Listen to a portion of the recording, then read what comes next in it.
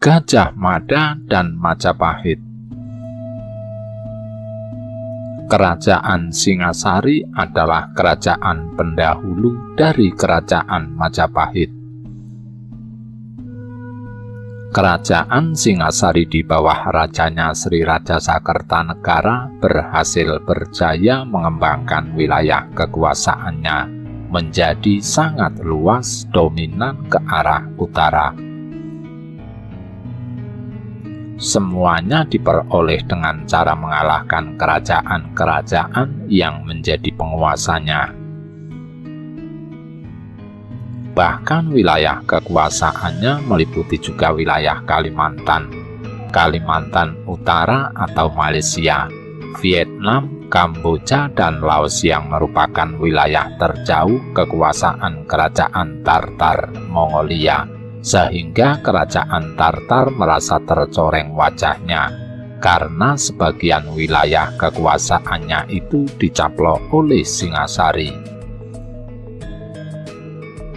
Terlebih lagi karena utusannya yang dikirim untuk memperingatkan Singasari supaya tunduk kepada Tartar tanpa harus dihancurkan oleh tentaranya, ternyata malah ditolak dan dipermalukan oleh Raja Singasari, Sri Raja Sakertanegara. Ketika kerajaan Singasari mengerahkan kekuatannya di laut untuk menghadapi datangnya serangan bangsa Tartar, ternyata terjadi pengkhianatan. Kerajaan Singasari diserang oleh tentara Raja Kerajaan Kelang-Kelang, Jayakatwang, yang adalah raja kecil di bawah Singasari, karena adanya sakit hati dan dendam yang tak berkesudahan atas terjadinya perebutan kekuasaan dan pembunuhan-pembunuhan sejak zaman Ken Arok. Raja Kertanegara tewas dalam serangan tersebut. Raden Wijaya merintis kembali kejayaan para leluhurnya dengan membangun kerajaan Majapahit. Dengan caranya sendiri, para dewa memberikan pencerahan dan kekuatan kepada Raden Wijaya dan orang-orang yang setia kepadanya. Selain berhasil menipu pasukan Mongol yang datang menyerang, menunggangi pasukan Mongol untuk menyerang dan membunuh Raja Jayakatwang, juga mengusir balik tentara Mongol ke negeri asalnya. Kerajaan Majapahit mencapai kejayaannya di bawah kepemimpinan Ratu Tribhuwana Tunggadewi yang menerima wahyu besar raja yang dulu diterima oleh kakeknya Sri Raja Sakertanegara, raja terakhir Singasari. Bersama Gajah Mada patihnya yang menerima wahyu kepangkatan dan derajat yang sama besar dengan wahyu rajanya. Pada saat penobatan Gajah Mada oleh Ratu Tribhuwana Tunggadewi menjadi Mahamantri Mukya Rakyan Mahapatih Amangkubumi Majapahit, menggantikan Patih Aryatada yang mengundurkan diri karena usia tua, sambil menghunuskan garisnya tinggi ke atas, Gajah Mada bersumpah, "Siro Gajah Mada Patih Amangkubumitan Ayun Amuktia Palapa. Siro Gajah Mada lamun huwus kalah Nusantara isun Amukti Palopo. Lamun kalah ring Gurun, ring Seran, Tanjung Pura, ring Haru, ring Pahang, Dompo, ring Bali, Sunda, Palembang, Tumasik, samono ingsun Amuktia Palopo." Artinya, aku Gajah Mada pemangku jabatan patih tidak akan menikmati palapa. Aku Gajah Mada sebelum mengalahkan Nusantara tidak akan menikmati palapa.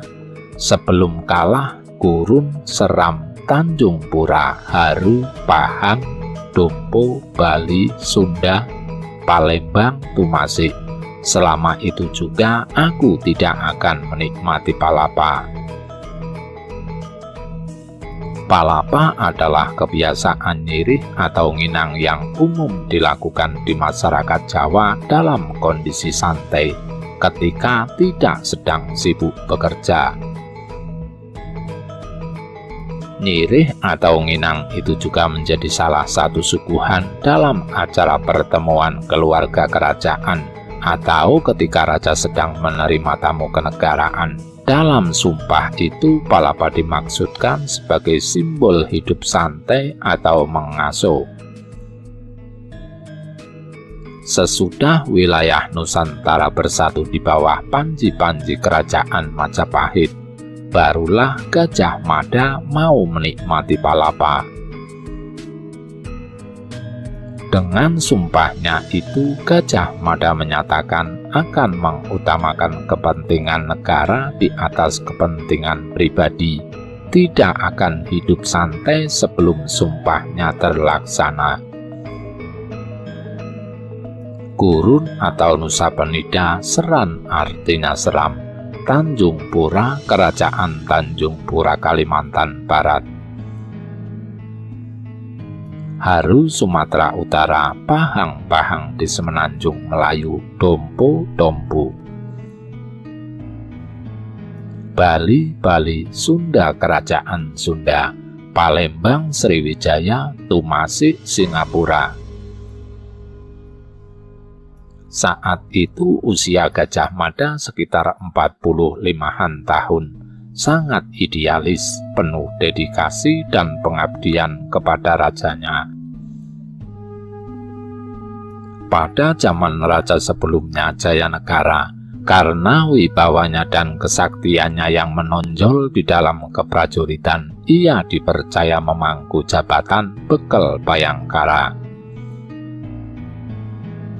Sekalipun hanya menjadi bekal saja, kepala prajurit saja, tetapi yang dipimpinnya adalah pasukan khusus pengawal raja, pasukan Bayangkara, sebuah kesatuan prajurit yang jumlahnya tidak banyak, tetapi memiliki kemampuan individu yang jauh lebih tinggi daripada kemampuan keprajuritan dari kesatuan apapun.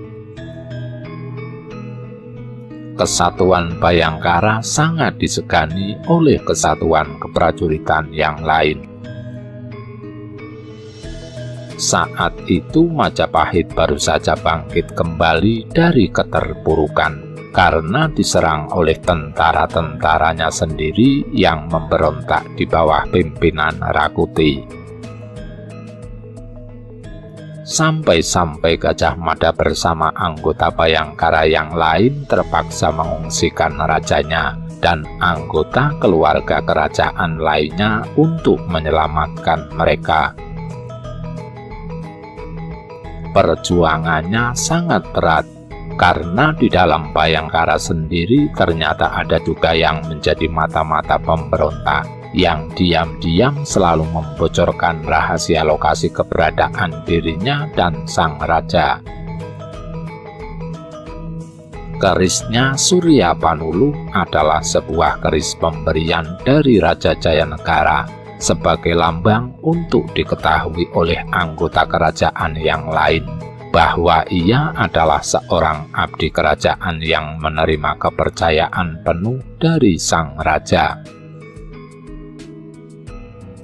Mengemban kekuasaan dari sang raja, apapun perintahnya dan tindakannya harus dipatuhi dan didukung sama seperti perintah raja.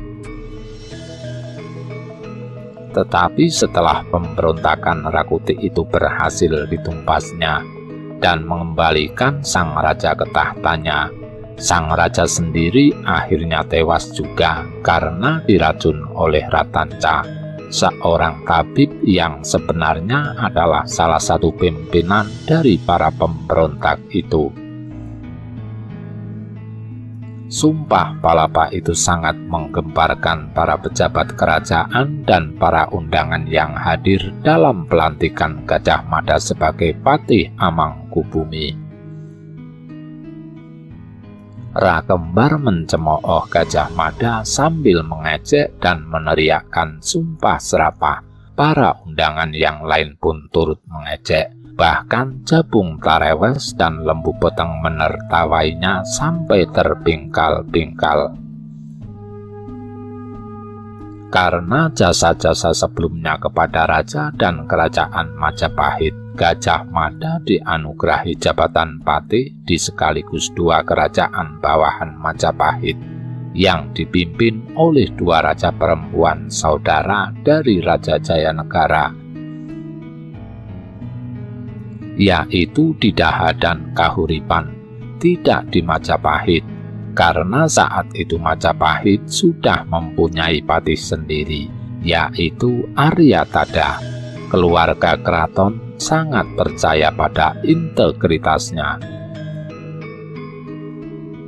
Kemampuan intelijennya dan kemampuannya memimpin sebuah pasukan penggempur sungguh-sungguh tak tertandingi.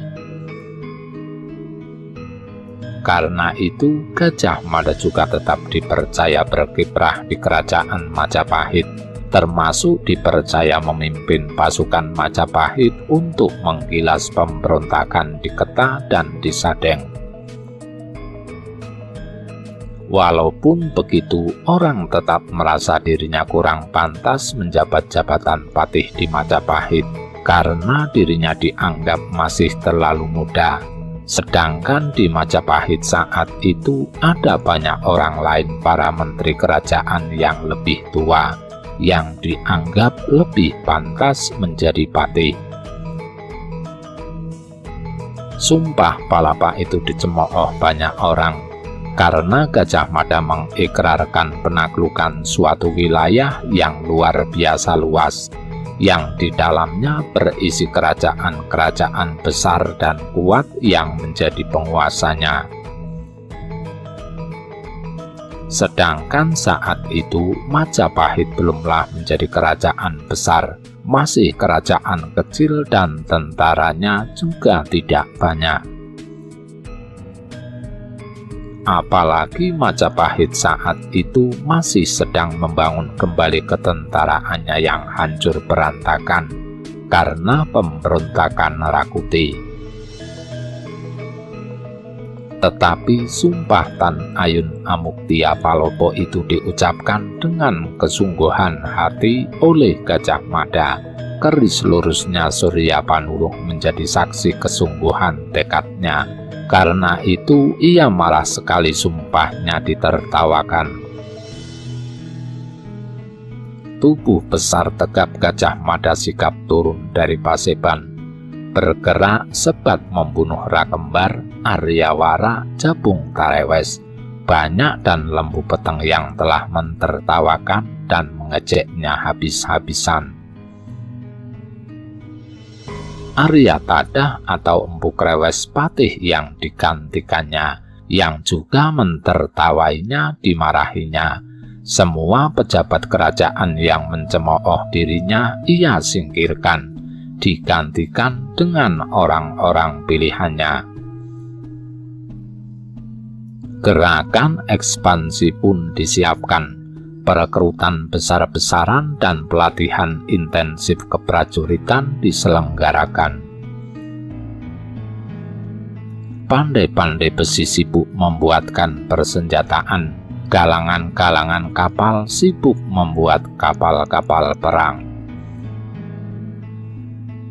Ekspansi ke barat, ekspansi Pamalayu dipimpin oleh Senopati Empu Nala. Angkatan Laut Majapahit berhasil menaklukkan kerajaan Samudra Pasai, Jambi, Palembang, Suwarnabumi atau Sriwijaya,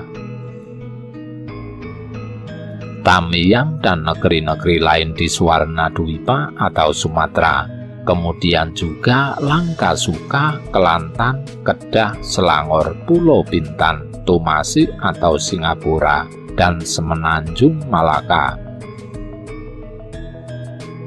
Selanjutnya, kapal-kapal perang Majapahit mendarat di Tanjung Pura, menundukkan Sambas, Banjarmasin, Pasir, Kutai, dan sejumlah negeri seperti Kapuas, Katingan, Sampit, Kota Lingga atau Tanjung Lingga. Lawe, Kota Waringin, Kandangan, Landak, Samadang, Tirem, Sedu, Brunei, Kalka, Saludung, Solo, Pasir, Barito, Sawaku, Tabalung, Tanjung Kute, dan Malano. Seluruh penguasa Sumatera, Kalimantan, dan pulau-pulau di sekitarnya berhasil ditaklukkan Majapahit hanya dalam waktu 7 tahun saja setelah Sumpah Palapa dikumandangkan. Kemudian gerakan ekspansi dilaksanakan ke timur dan berhasil menaklukkan kerajaan Bedahulu atau Bali dan Lombok.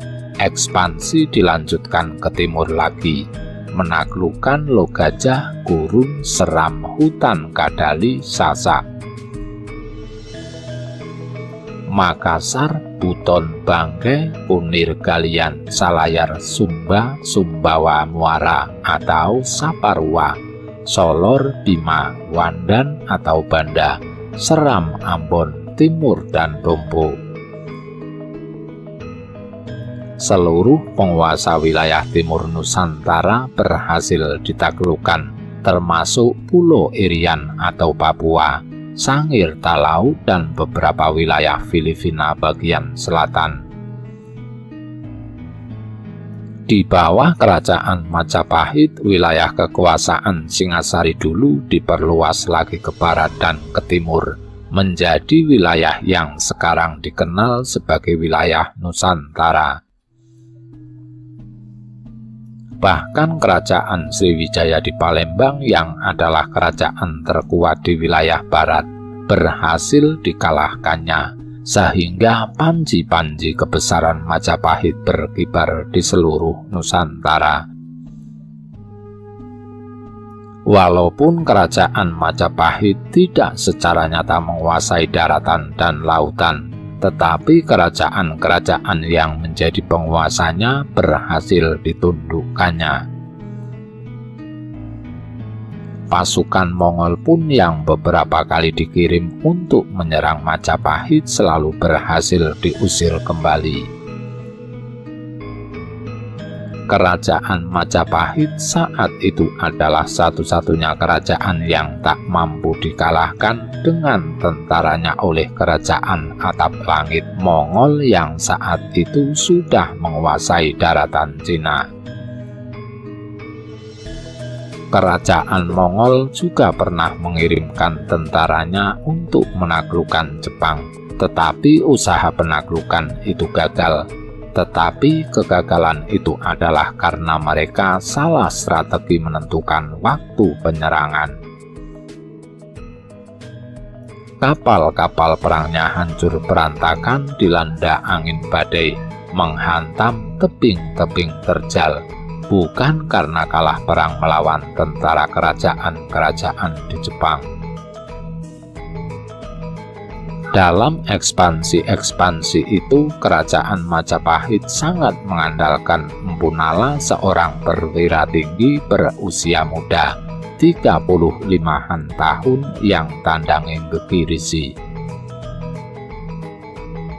Seorang senopati laut dari Kadipaten Tuban yang dipercaya menjadi Panglima Angkatan Laut Majapahit, seorang Jawa yang suka memakai kain ikat kepala seperti orang Sulawesi. Taktik perang dan kehebatannya bertempur di lautan tidak diragukan lagi, hingga negeri-negeri yang memiliki angkatan laut kuat seperti Swarnadwipa, Dharmasraya, dan Tumasik pun mengakuinya.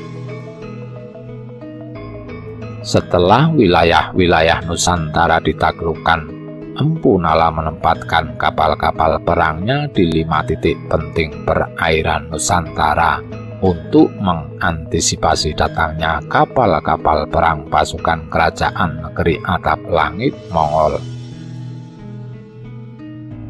Sumpah Tan Ayun Amuktia Palopo berhasil diwujudkan oleh Gajah Mada. Ia juga berhasil menaikkan wibawa raja di mata rakyatnya, mewujudkan figur Raja Jawa yang tergambar dalam filosofi manunggaling kawulolan Gusti, manunggalnya rakyat dan rajanya, di mana rakyat menjunjung tinggi raja sesembahannya dan raja mengayomi rakyatnya. Juga para penguasa daerah di Jawa Timur dan Jawa Tengah, kadipaten dan kabupaten, menjunjung tinggi dan menyatu dengan kebesaran kerajaan Majapahit, meniadakan hasrat untuk memberontak. Mereka dan tentaranya ikut serta di dalam pelatihan dan ikut serta dalam ekspansi bersama tentara Majapahit lainnya untuk memperjuangkan kejayaan Majapahit. Semuanya menyatu di bawah panji-panji Majapahit. Rahasia kejayaan Singasari dan Majapahit bukan hanya terletak pada kekuatan ketentaraan dan ketangguhan personilnya saja, tetapi juga kesaktian dari keris-keris sakti mereka. Dalam menaklukkan kerajaan-kerajaan dan negeri-negeri jajahannya, mereka bukan hanya harus berhadapan dengan bala tentara kerajaan lawan, tetapi juga rakyat sipil, tokoh-tokoh sakti dunia persilatan, dan para pendekar setempat yang terpanggil untuk membela negerinya. Mereka siap perang frontal, tapi juga siap diserang secara gerilya hit and hit. Mereka bukan hanya harus menghadapi kekuatan keprajuritan, taktik perang dan persenjataan musuh-musuhnya, dan kesaktian kanuragan manusia,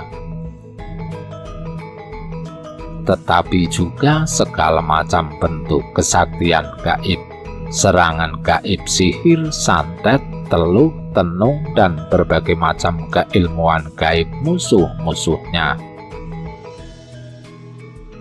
Dan untuk mengalahkan segala macam bentuk kesaktian itu, selain digunakan kekuatan kesaktian dari diri mereka sendiri, juga digunakan kesaktian dari keris-keris mereka.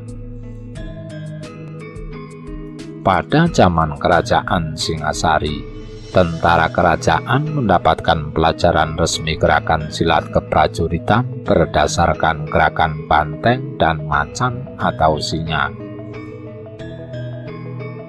Di dalam formasi bertahan atau menyerang, barisan bertahan dan menyerang seperti banteng ini, selain menguatkan fisik tentaranya, juga sangat ampuh untuk mengalahkan pasukan lawan. Dengan bersenjatakan tombak panjang atau pedang, dengan barisan yang rapat bergerak menyerang maju menusuk dan mundur bertahan, gerakan kaki menghentak ke tanah teratur saling mengisi dan melindungi.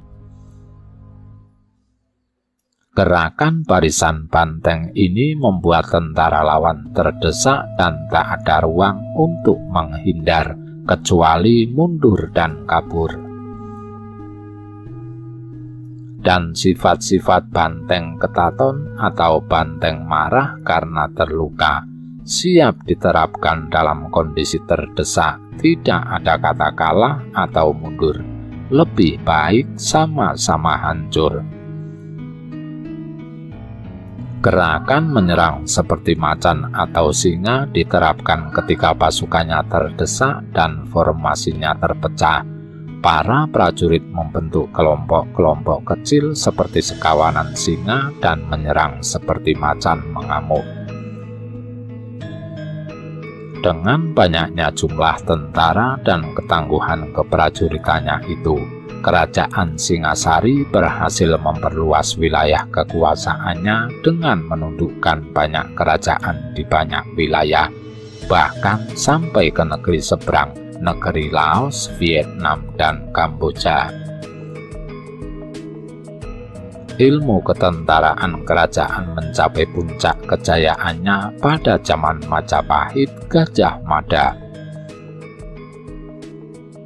Ketangguhan ketentaraan disempurnakan dengan keilmuan yang didasarkan pada filosofi sifat-sifat gajah, yaitu besar, kuat dan menakutkan.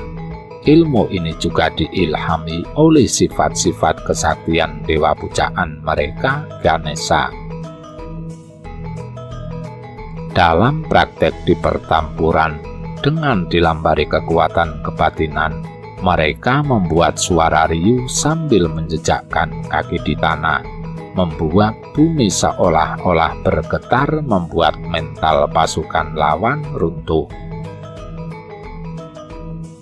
Bahkan dengan keilmuan ketentaraan ini, pasukan Majapahit tidak hanya dapat melunturkan pengaruh ilmu auman macan pasukan Pasundan, tetapi juga merontokkan mental lawan dan membuat barisan lawan kacau balau, perang bubar. Dengan kekuatan ketentaraannya itu, kerajaan Majapahit berjaya mengembangkan kekuasaannya bukan hanya ke utara, seperti zaman Singasari, tetapi juga ke timur dan ke barat, wilayah yang sekarang disebut Nusantara. Bahkan Sriwijaya, kerajaan terkuat di wilayah barat pun ditaklukkannya, dan pasukan Mongol yang beberapa kali dikirim untuk menaklukkan Majapahit pun berhasil dipukul mundur. Dengan filosofi gajah itu, Gajah Mada membuat fisik pasukannya menjadi kuat, tangguh, dan bermental baja, selain pasukan khusus pengawal raja atau Bayangkara. Gajah Mada juga membentuk pasukan khusus tersendiri, yaitu sebuah kesatuan prajurit yang jumlahnya tidak banyak, tetapi memiliki kemampuan individu yang jauh lebih tinggi dibandingkan kemampuan keprajuritan dari kesatuan apapun.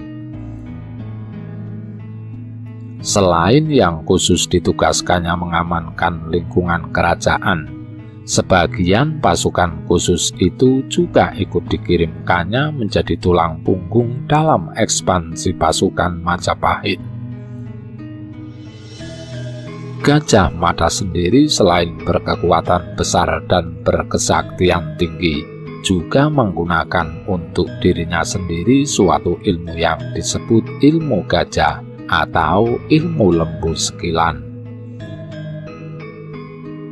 Suatu ilmu untuk mengeraskan dan memadatkan kekuatan kebatinan dan tenaga dalam menjadi hingga setebal sejengkal dari tubuhnya, menjadikannya berkekuatan besar dan berkesaktian tinggi, membuat tubuhnya kuat dan tak dapat dikenai pukulan dan segala macam senjata tajam dan pusaka, dan tak mempan sihir dan santet. Suatu jenis ilmu kesaktian, kekuatan, dan pertahanan tubuh yang didasari filosofi gajah yang berbadan besar, kuat dan berkulit tebal, yang menjadikannya jaya tak terkalahkan dalam setiap pertarungan. Di masa pemerintahan Majapahit saat itu banyak sekali terjadi pemberontakan besar. Penyebab yang utama adalah karena adanya tuntutan penghargaan dan pembagian wilayah dari orang-orang yang merasa berjasa pada zaman Raja Wijaya. Terutama adalah dari pihak keluarga Ranggalawe dan Arya Wiraraja, yang pada saat itu merasa diabaikan, seolah-olah jasanya dilupakan oleh pihak Majapahit, dan dari orang-orang yang merasa berjasa dalam penaklukan wilayah pada zaman Singasari. Ditambah lagi ada banyak sekali orang yang ingin diperhatikan dan ingin cepat naik pangkat dengan cara menjilat atasan, yang melakukan intrik-intrik dan fitnah, sehingga sangat mengaburkan mana orang-orang yang benar dan mana orang-orang yang tidak benar. Orang-orang benar banyak yang menjadi korban, karena tentara Majapahit juga termakan fitnah dan hasutan, hingga salah menghukum orang yang tidak bersalah yang difitnah sebagai pemberontak. Tetapi akhirnya Gajah Mada keras memerangi semuanya.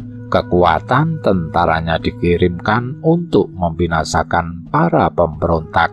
Orang-orang tukang fitnah juga diberantasnya semua.